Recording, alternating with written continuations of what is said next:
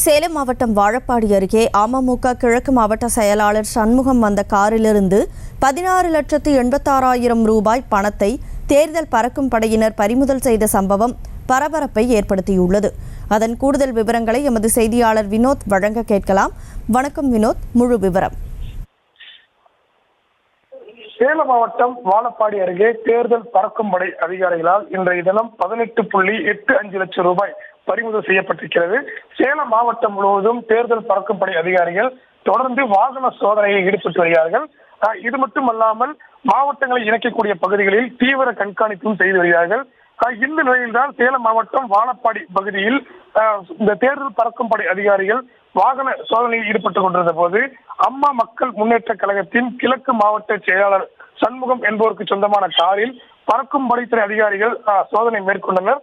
அதில் எந்தவித ஆவணமும் இன்றி எடுத்துச் செல்லப்பட்ட 18.85 லட்சம் ரூபாய் ரொக்க பணத்தை பறிமுதல் செய்திருக்கிறார்கள். இது தொடர்பாக அந்த அம்மா மக்கள் முன்னேற்ற கழகத்தின் மாவட்ட செயலாளர் சண்முகத்திடம் தீவிர விசாரணையானது நடைபெற்று வருகிறது. குறிப்பாக வாக்காளர்களுக்கு இந்த பணம் கொடுக்க எடுத்துச் செல்லப்பட்டதா என்ற கோணத்திலும் விசாரணையானது நடைபெற்று வருகிறது. அதாவது சேலத்தின் முதல் முறையாக ஒரு அரசியல் பிரமுகர் எடுத்துச் சென்ற பணத்தை தேர்தல் பறக்கும் அதிகாரிகள் பிரித்தெடுப்பது பெரும் பரபரப்பை ஏற்படுத்தியுள்ளது. விவரங்களுக்கு நன்றி வினோத்.